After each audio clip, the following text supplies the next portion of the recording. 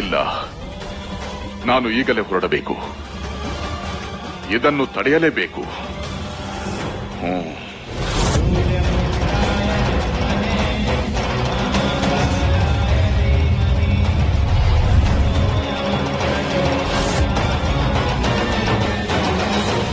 ಅಲ್ಲಿ ನೋಡಿ,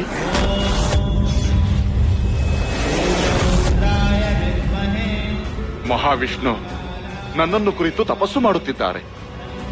ಈ ಕೂಡಲೇ ಅವರ ತಪಸ್ಸನ್ನು ಭಂಗಗೊಳಿಸಬೇಕು.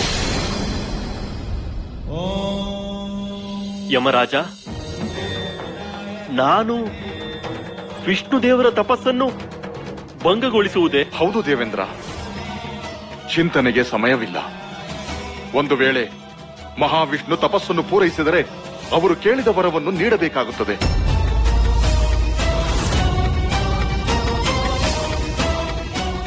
ಅವರು ಕೇಳ ಹೊರಟಿರುವುದು ನಾನು ಈಡೇರಿಸಬಾರದಂಥ ವರವನ್ನು.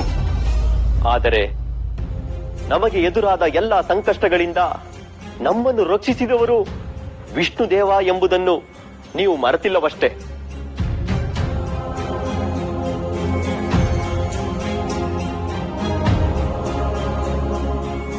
ಅಸುರ ಪಡೆಯ ವಿರುದ್ಧ ಯುದ್ಧದ ಸಮಯದಲ್ಲಿ ಶುಕ್ರಾಚಾರ್ಯರ ತಾಯಿಯ ಕಾರಣದಿಂದ ನಾವೆಲ್ಲರೂ ಮೃತ್ಯುವಿಗೆ ಸಮೀಪವಾಗಿದ್ದೆವು.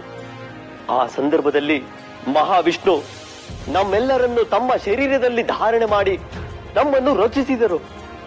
ಅವರ ಋಣವನ್ನು ಯಾವ ರೀತಿಯಲ್ಲೂ ತೀರಿಸಲಾಗದು ಯಮರಾಜ. ಹಾಗಿರುವಾಗ ಅವರು ನಿಷ್ಠೆಯಿಂದ ತಪಸ್ಸು ಮಾಡುತ್ತಿರುವುದನ್ನು ಭಂಗಗೊಳಿಸುವುದು ಇದು ನಿಮಗೆ ಸರಿ ಅನಿಸುತ್ತಿದೆಯೇ? ದೇವೇಂದ್ರ, ನಿಮ್ಮ ಯಾವ ಮಾತಿಗೂ ನಾನು ಎದುರಾಡಲಾರೆ. ಮಹಾವಿಷ್ಣು ನಮಗೆಲ್ಲ ಮಾಡಿದ ಸಹಾಯವನ್ನು ಮರೆಯಲಾರೆ. ಆದರೆ ಅವರು ಬೇಡಲಿರುವ ವರವನ್ನು ನಾನು ನೀಡಿದರೆ ಭವಿಷ್ಯದಲ್ಲಿ ನನಗೆ ತೊಂದರೆ. ಮುಂದೊಂದು ದಿನ ನಿಯಮಗಳನ್ನು ಏಕೆ ಉಲ್ಲಂಘಿಸಿದೆ ಎಂದು ನನ್ನನ್ನು ಪ್ರಶ್ನಿಸಿದರೆ ಆಗ ನನ್ನ ಬಳಿ ಉತ್ತರ ಇರದು ದೇವೇಂದ್ರ. ಮುಂದೆ ಇಂತಹ ಸಮಸ್ಯೆಗಳು ಕಾಣಿಸಿಕೊಳ್ಳಬಾರದು ಎಂದರೆ ಇಂದು ಅವರ ತಪಸ್ಸನ್ನು ಭಂಗಪಡಿಸಲೇಬೇಕು. ಅದಕ್ಕೆ ನೀವು ಸಹಾಯ ಮಾಡಲೇಬೇಕು. ಏಕೆ ದೇವೇಂದ್ರ, ನಾನು ಕೇಳುತ್ತಿರುವ ಸಹಾಯವನ್ನು ಮಾಡುವುದಕ್ಕೆ ನಿಮಗೆ ಮನಸ್ಸಿಲ್ಲವೇ? ಹೇಳಿ, ನಿಮ್ಮ ಉತ್ತರಕ್ಕಾಗಿ ಕಾಯುತ್ತಿದ್ದೇನೆ ದೇವೇಂದ್ರ.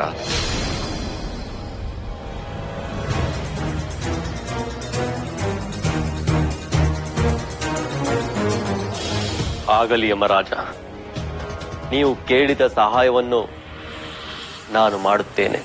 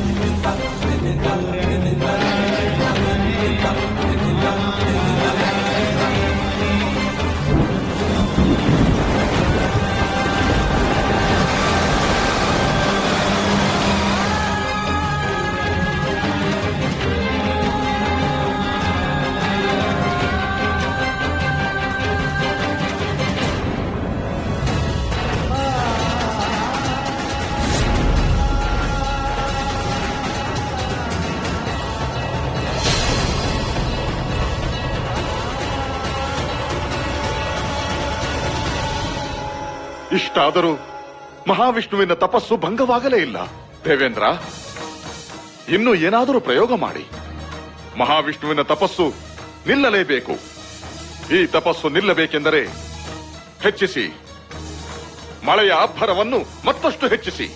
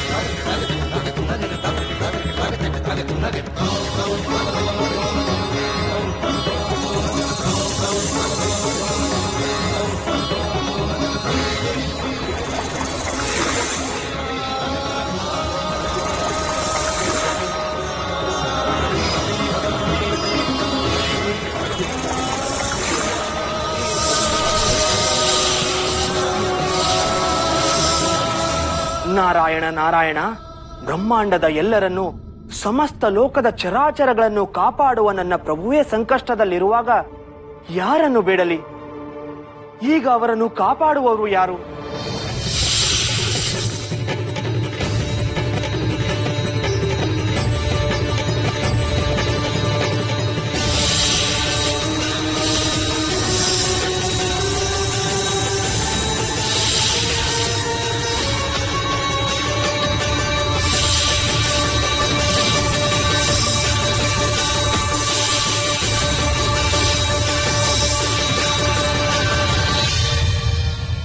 ನಾವು ನೋಡುತ್ತಿರುವುದೆಲ್ಲವೂ ನಿಜಕ್ಕೂ ಘಟಿಸುತ್ತಿದೆಯೇ?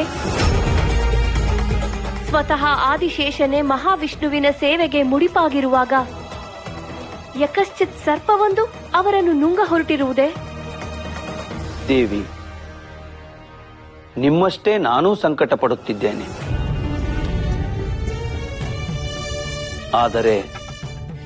ಆದರೇನು ಸ್ವಾಮಿ?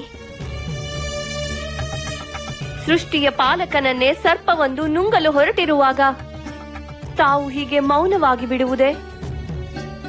ದೇವಿ, ಇದೆಲ್ಲವೂ ಯಮದೇವನ ಪರೀಕ್ಷೆಯಾಗಿದೆ. ಅದು ಭಕ್ತ ಹಾಗೂ ಭಗವಂತನ ನಡುವಿನ ವಿಚಾರ. ಇದರಲ್ಲಿ ಮೂರನೆಯವರು ಪ್ರವೇಶಿಸುವುದು ಸರಿಯಾಗದು. ಭಕ್ತನ ಭಕ್ತಿಗೆ ಒಲಿಯುವ ಇಚ್ಛೆ ಆ ದೇವತೆಯದು. ಒಲಿಯಬಹುದು, ಒಲಿಯದೆಯೇ ಇರಬಹುದು. ಇದರಲ್ಲಿ ನಾವೆಲ್ಲರೂ ಮೂಕ ಪ್ರೇಕ್ಷಕರಷ್ಟೇ. ಈಗ ಸ್ಥಿತಿ ಅತ್ಯಂತ ಘೋರವಾಗಿದೆಯಲ್ಲ ಬ್ರಹ್ಮದೇವ. ಆ ಸರ್ಪ ನನ್ನ ವಿಷ್ಣು ದೇವನನ್ನು ಇನ್ನೇನು ನುಂಗಿ ಹಾಕಲಿದೆಯಲ್ಲ. ಮಹಾವಿಷ್ಣುವನ್ನು ನುಂಗಿ ಹಾಕಲು ಹೊರಟಿರುವ ಆ ಸರ್ಪಕ್ಕೆ ಮಹಾವಿಷ್ಣುವಿನ ತಪಸ್ಸನ್ನು ಭಗ್ನಗೊಳಿಸಲು ಸಾಧ್ಯವಾದೀತೆ?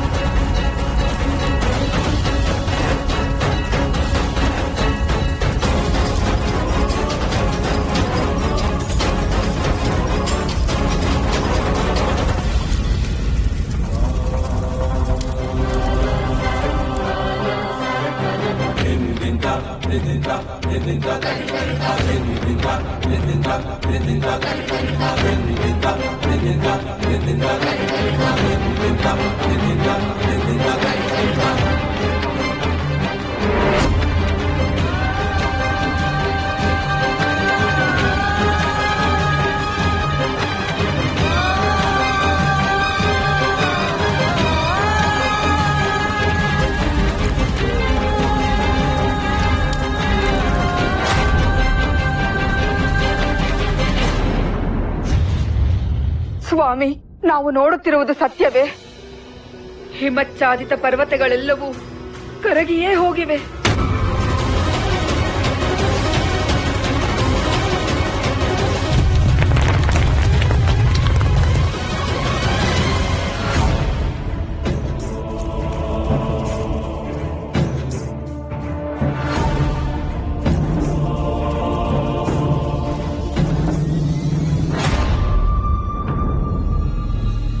ಆ ಮಹಾವಿಷ್ಣು ತಪಸ್ಸು ಮಾಡುತ್ತಿರುವರು. ಅದರ ಪರಿಣಾಮವೇ ಈ ಬೇಗೆ. ಮಹಾವಿಷ್ಣು ತಪಸ್ಸು ಮಾಡುತ್ತಿರುವನೇ? ಏನು, ಈ ಜಗತ್ತನ್ನು ಸುಟ್ಟು ಹಾಕುವಂತಹ, ಬೇಗೆಯನ್ನು ಉಂಟು ಮಾಡುವಂತಹ ತಪಸ್ಸು? ಅದೆಂತಹ ತಪಸ್ಸು ಸ್ವಾಮಿ?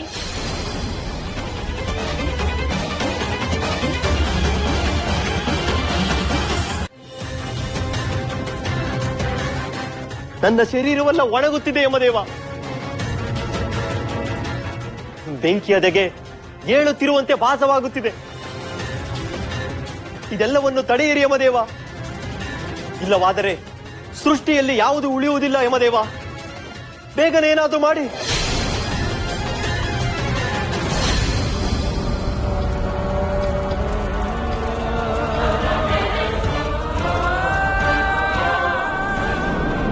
ಕ್ಷಮೆ ಇರಲಿ ಇಂದ್ರದೇವ. ಏರುತ್ತಿರುವ ಉಷ್ಣಾಂಶದ ಪರಿಣಾಮವಾಗಿ ಈ ಭೂಮಿಯ ಮೇಲೆ ನಾನು ಪ್ರಕಟಗೊಳ್ಳಲೇಬೇಕಾಯಿತು. ಇದು ನನ್ನ ಸ್ವಭಾವ. ಸುಡುವುದು ನನ್ನ ಮೂಲ ಗುಣ. ಹಾಗಾದರೆ ನೀವು ಅವರನ್ನು ಹೇಗೆ ಸುಡಬೇಕು ಎಂದರೆ ಅದನ್ನು ತಾಳಲಾರದೆ ಅವರು ಕಣ್ಣು ಬಿಟ್ಟು ತಮ್ಮ ತಪಸ್ಸನ್ನು ತೊರೆಯಬೇಕು. ಆ ರೀತಿ ಸುಟ್ಟು ಬಿಡಿ. ಇದು ಸಾಧ್ಯವಾಗದ ಕಾರ್ಯ ಯಮದೇವ. ನನ್ನ ದಾಹದ ಶಕ್ತಿ ನನಗೆ ಯಾರಿಂದ ಲಭಿಸಿದೆಯೋ ಅವರನ್ನೇ ಸುಡುವುದು ನನ್ನ ಪ್ರಜ್ಞೆ ಒಪ್ಪುವುದಿಲ್ಲ. ಈ ಕಾರ್ಯ ನನ್ನಿಂದ ಸಾಧ್ಯವಾಗುವುದಿಲ್ಲ ಯಮದೇವ. ದಯಮಾಡಿ ನನ್ನನ್ನು ಕ್ಷಮಿಸಿ. ಯಮರಾಜ, ನಾನು ಅಗ್ನಿದೇವನ ಮಾತನ್ನು ಅನುಮೋದಿಸುತ್ತೇನೆ. ಈಗ ನೀವು ನಿಮ್ಮ ಹಠವನ್ನು ತ್ಯಜಿಸಲೇಬೇಕು. ವಿಷ್ಣುದೇವ ಭಕ್ತಿ ಪರವಶನಾಗಿ ನಿಮ್ಮ ತಪಸ್ಸು ಮಾಡುತ್ತಿದ್ದಾರೆ ಯಮರಾಜ. ಅವರ ತಪಸ್ಸಿಗೆ ನೀವು ಒಲಿಯಲೇಬೇಕು. ಅವರ ಇಚ್ಛೆಯನ್ನು ನೀವು ಪೂರ್ಣ ಮಾಡಬೇಕು. ಹೌದು ಯಮರಾಜ. ಈ ಸೃಷ್ಟಿಯನ್ನು ಉಳಿಸಲು ಇದೊಂದೇ ದಾರಿ. ನಾನು ಬಯಸುವುದು ಸೃಷ್ಟಿಯ ಒಳಿತನ್ನೇ. ಆದರೆ ಮಹಾವಿಷ್ಣುವಿನ ಇಚ್ಛೆ ಪೂರೈಸಿದೆನೆಂದರೆ ನಾನು ನಿಯಮ ಮೀರಿದಂತಾಗುತ್ತದೆ. ನಾನು ಕರ್ತವ್ಯ ಭ್ರಷ್ಟನಾಗಬೇಕೆ? ನಿಮ್ಮ ಈ ಪ್ರಶ್ನೆಗೆ ಏನು ಉತ್ತರ ಕೊಡಬೇಕೆಂದು ನನಗೆ ತೋಚುತ್ತಿಲ್ಲ. ಏನಾದರೂ ಒಂದು ದಾರಿ ಇದ್ದೇ ಇರುತ್ತದೆ. ನಾರಾಯಣ ನಾರಾಯಣ.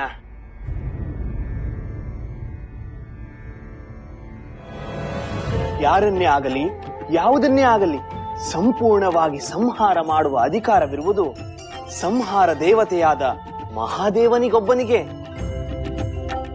ಆದುದರಿಂದ ನಾವು ಮಹಾದೇವನ ಮೊರೆ ಹೋಗಬೇಕಾಗಿದೆ. ಕೈಲಾಸದತ್ತ ಸಾಗಬೇಕಾಗಿದೆ.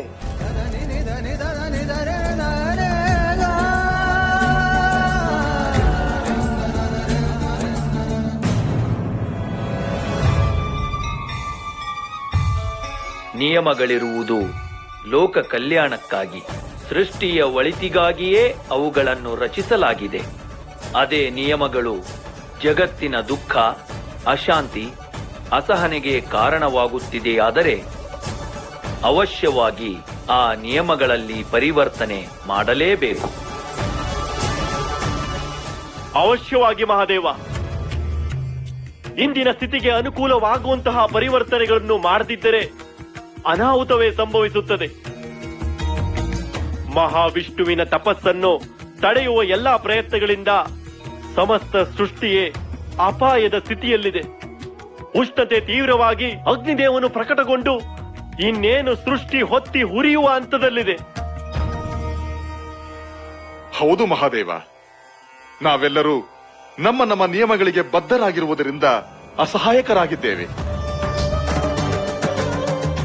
ವಿಷ್ಣುದೇವರ ಕೋರಿಕೆಯನ್ನು ಈಡೇರಿಸುವ ಸ್ವಾತಂತ್ರ್ಯವಾಗಲಿ ಅವರ ತಪಸ್ಸನ್ನು ತಡೆಯುವ ಸಾಮರ್ಥ್ಯವನ್ನಾಗಲಿ ನಾವು ಪಡೆದಿಲ್ಲ.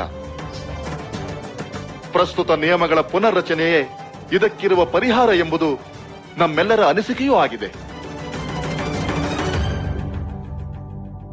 ನಿಯಮಗಳ ಪುನರ್ರಚನೆಗೆ ಸಮ್ಮತಿ ನೀಡಿರುವುದರಿಂದ ಸಂಹಾರ ದೇವತೆಯಾದ ನಾನು ಈ ಕ್ಷಣವೇ ಪ್ರಸ್ತುತ ನಿಯಮಗಳನ್ನು ಸಂಹಾರ ಮಾಡುತ್ತಿದ್ದೇನೆ.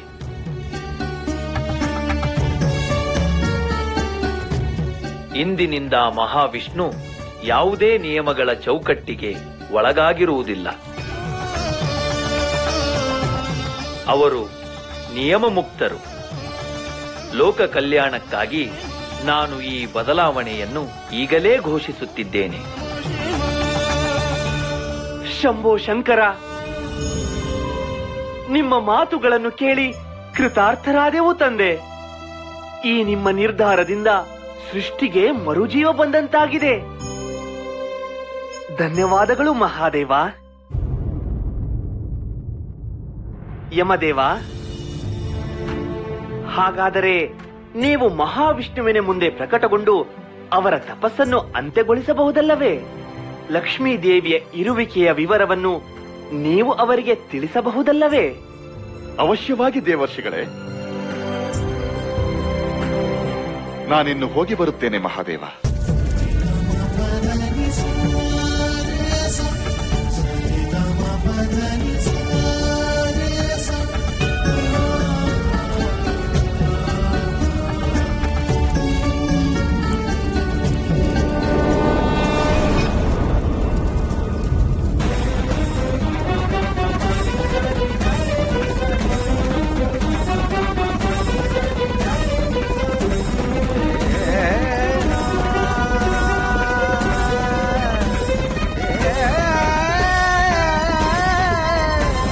ವಿಷ್ಣುದೇವ,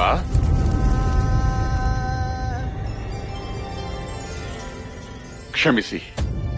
ನಿಮ್ಮ ಪ್ರಾರ್ಥನೆಯನ್ನು ಆಲಿಸಿಯೂ ತಡವಾಗಿ ಬಂದಿದ್ದೇನೆ. ನಿಮ್ಮ ಬಯಕೆ ಏನಿದೆಯೋ ಹೇಳುವಂತವರಾಗಿ ಪ್ರಭು. ಈಡೇರಿಸಲು ನಾನು ಸಿದ್ಧ. ಇಲ್ಲ, ಇನ್ನು ನಾನಿಲ್ಲಿರಲಾರೆ. ನಾನು ನಿಮ್ಮನ್ನು ಹಾಗೂ ನಿಮ್ಮ ವೈಕುಂಠವನ್ನು ತ್ಯಜಿಸಿ ಈಗಲೇ ಹೊರಡುತ್ತಿದ್ದೇನೆ.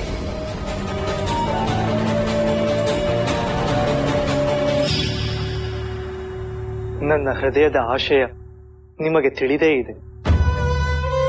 ನನ್ನ ಹೃದಯ ನಿವಾಸನೆಯ ಹುಡುಕಾಟದಲ್ಲಿ ಕಾಲಗಳೇ ಉರುಳಿವೆ.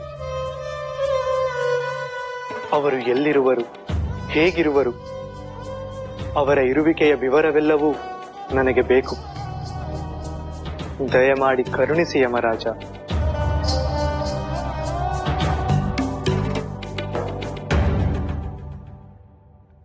ದೇವಿ,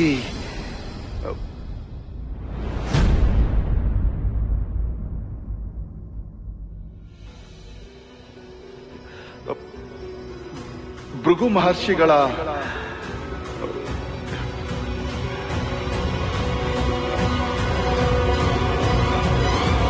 ಪುತ್ರಿಯಾಗಿ ಜನ್ಮ ತಾಳಿದ್ದಾರೆ.